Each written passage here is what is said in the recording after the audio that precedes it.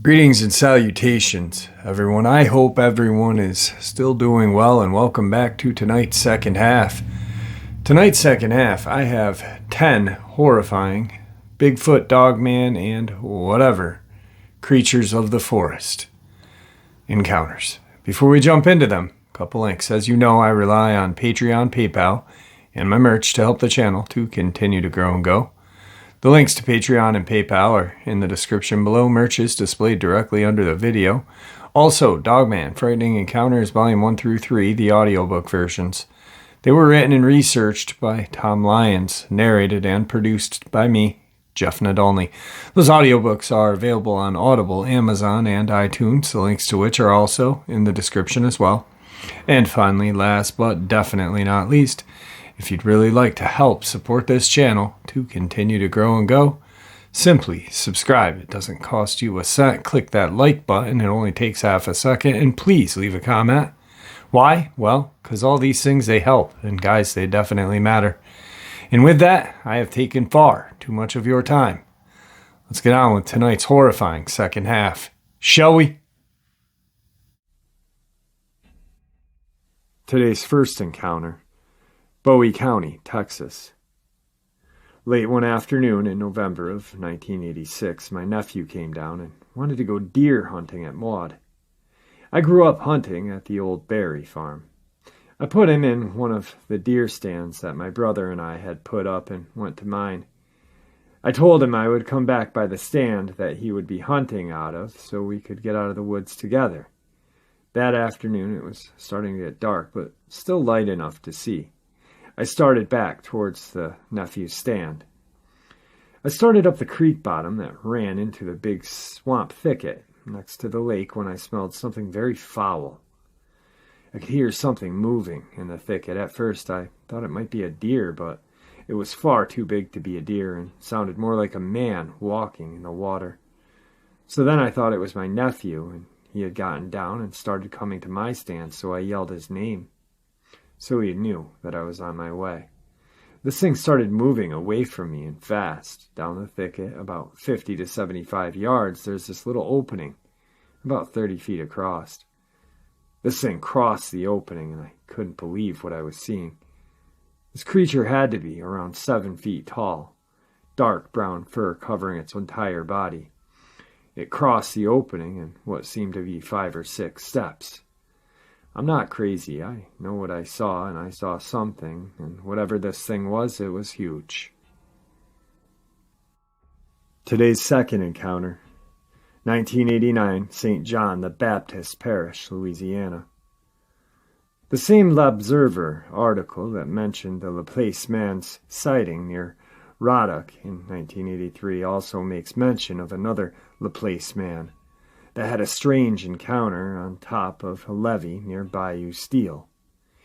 In 1989, this man was alone on top of a levee near Bayou Steel. He was waiting for his brother to meet him to go hunting behind the levee. The man heard a noise. Behind him, he turned around and witnessed 2 large red eyes staring back at him. The man dropped his gun and ran.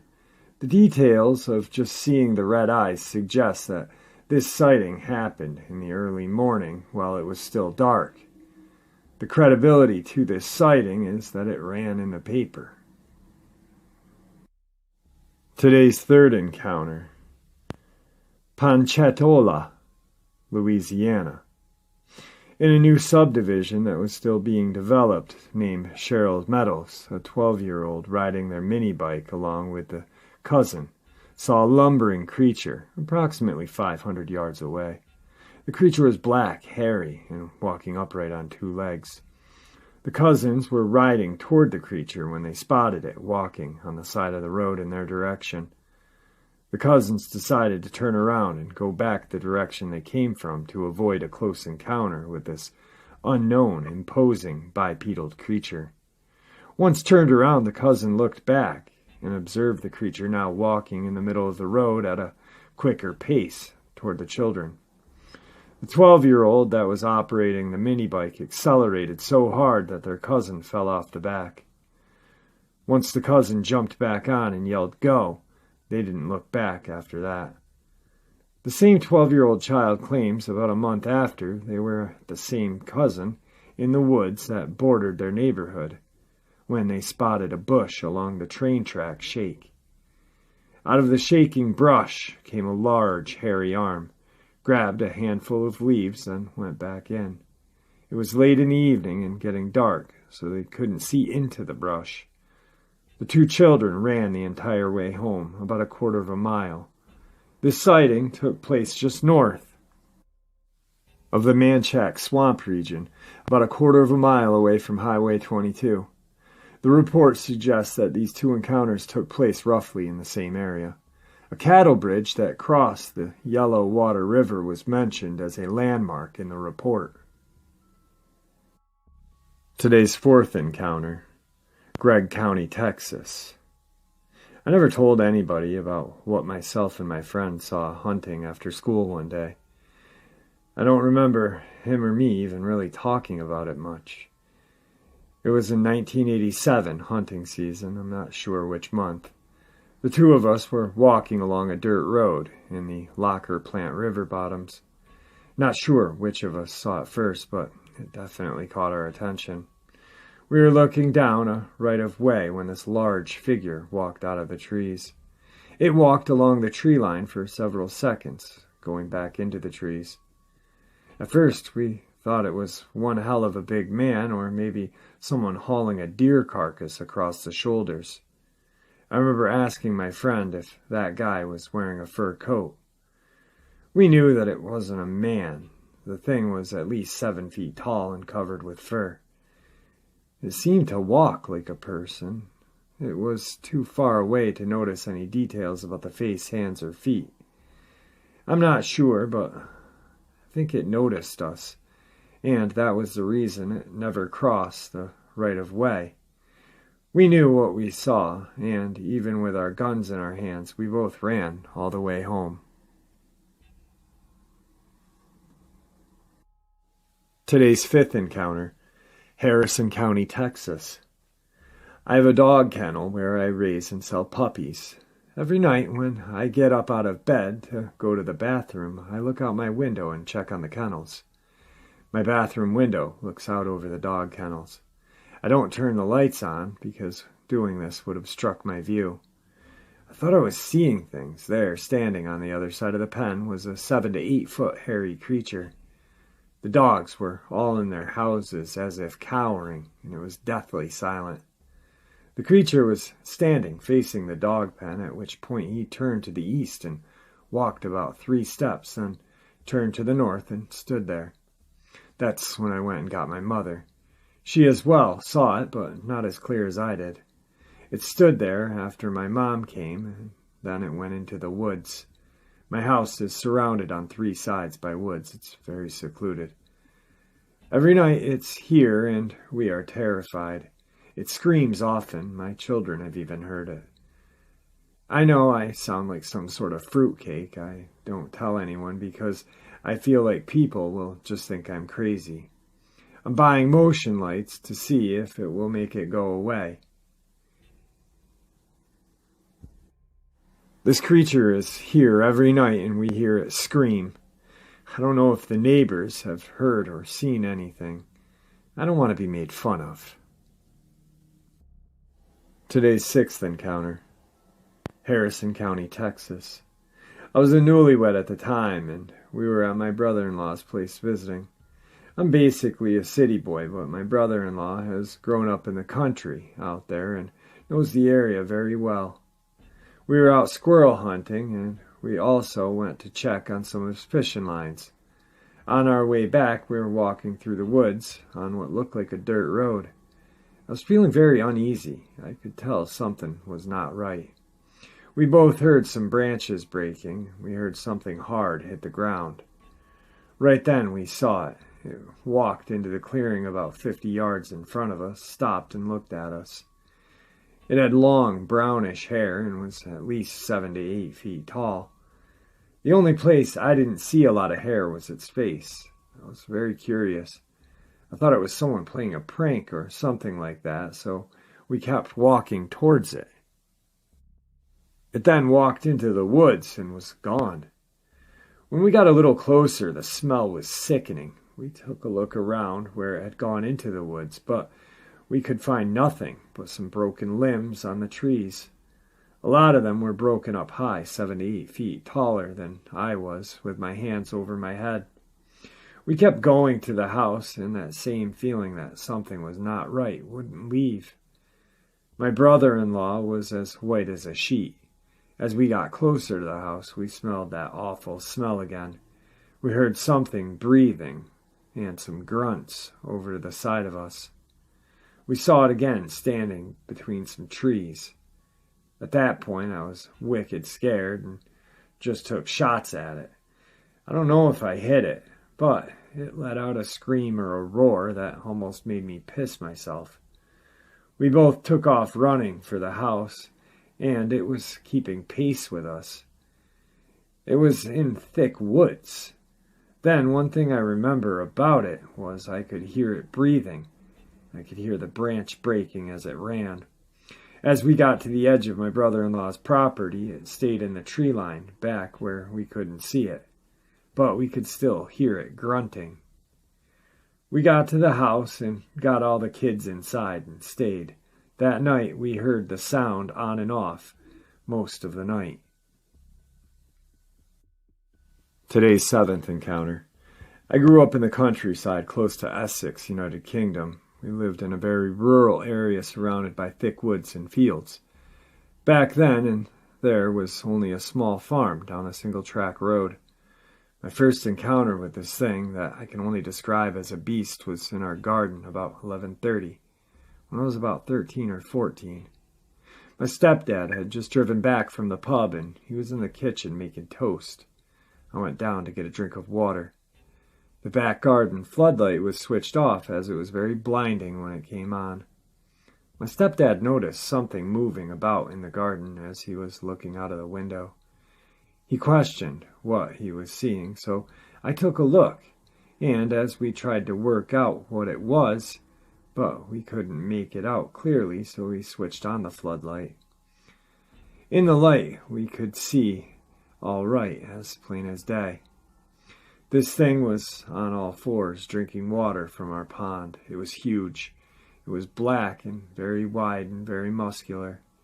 It turned and looked towards our house. I'm assuming it couldn't see us, as we were shielded by the blinding light. I've never seen anything like it before. Its face was just like a dog, but it looked much more fierce than any domestic dog, and its features were very strong and defined. This creature was covered in thick black hair from head to toe. My stepdad and I just stood there in shock. It moved away from the pond and then stood up on its back legs and leapt over the end of the tall garden hedge. The hedge was about 10 feet tall, and it had no trouble clearing it. Then the creature was gone. My stepdad turned off the light and told me to get to bed. The next morning he told me that we were never to discuss what we had seen ever again. Whenever I tried to mention the event and what we saw, he just denied it, and it never happened. But that was not the only time I think I was very close to this thing. I was walking my friend home one day a few months later. We were walking across the fields past the farm's old barn. There was a large, broken hole in the side of the barn, and we had to walk close to it to get down the track. It was around lunchtime, so we were walking in broad daylight. As we got closer to the barn, we both noticed this creature edged inside of the barn looking out of the hole at us.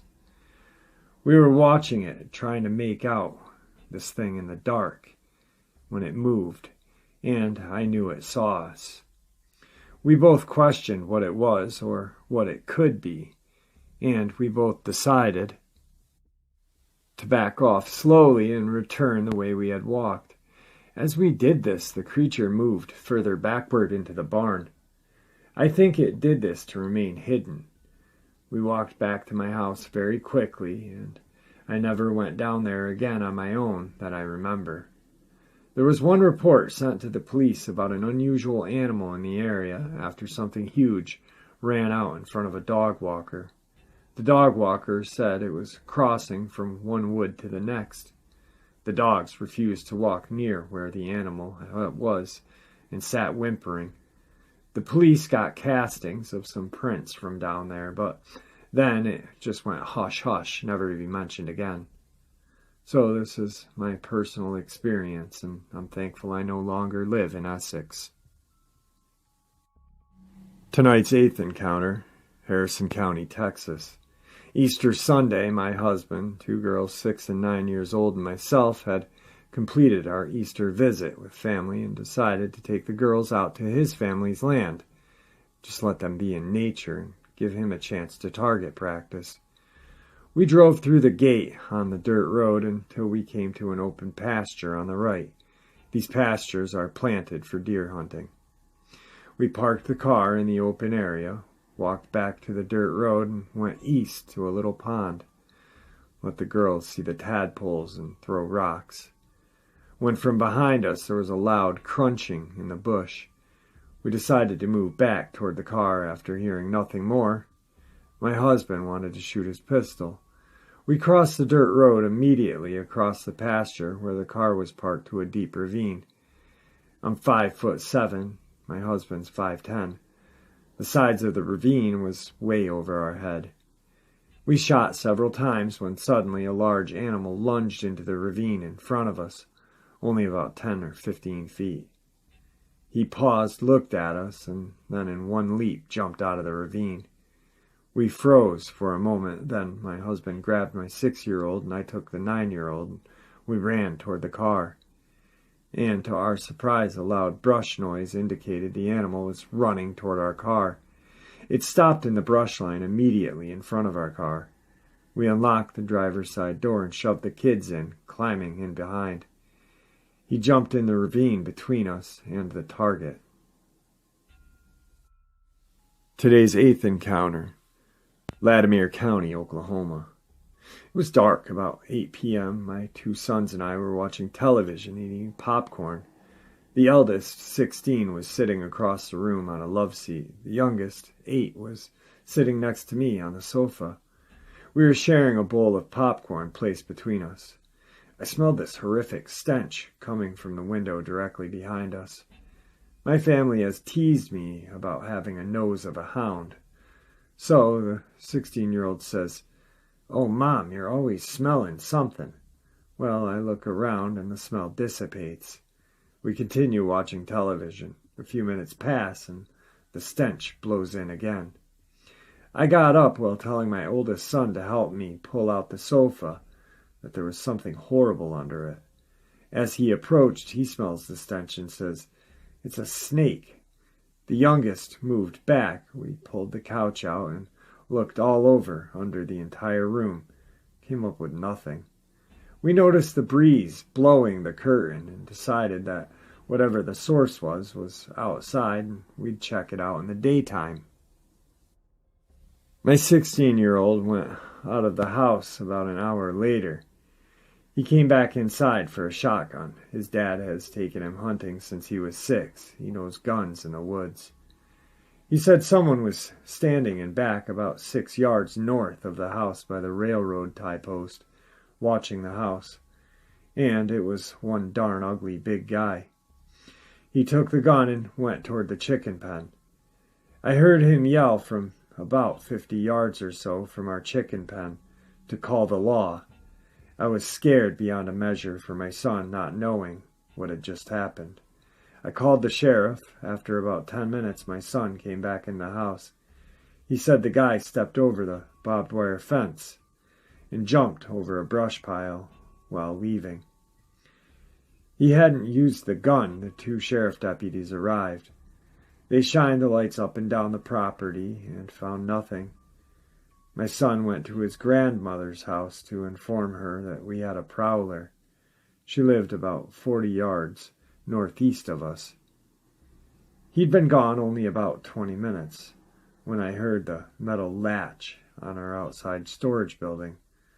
Someone had gone into the building.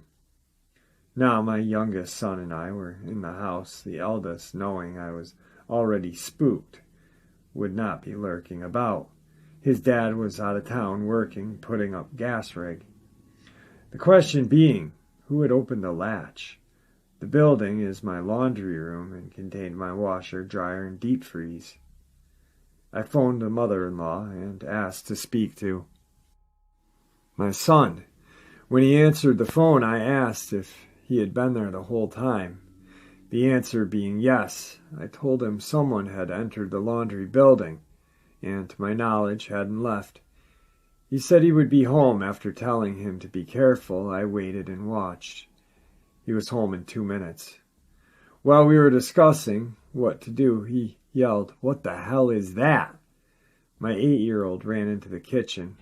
They both had seen a face in the picture window behind the sofa. The eldest said it was hairy and dirty. I called the sheriff again. My son got the shotgun. My youngest and myself waited behind him, sitting on the floor with the lights out. I fully expected some deranged vagabond to jump through the window. While waiting, we smelled the stench again, as we were only 3 or 4 feet from the window. Then I knew the scent was coming from this person. Knowing this sent chills up my spine. The deputies arrived and again found nothing and left. I never associated this event with a Bigfoot until reading about other encounters. The stench is what ties it in for me, and the description my son gave of the face in the window. The way this character acted just wasn't in keeping with anything I had ever known. But the deciding factor for me was about 8 months ago. I repeated this story to our friends, that retired Oklahoma highway patrolman who hunts with my husband. He said this was out of character for a perp he had never seen.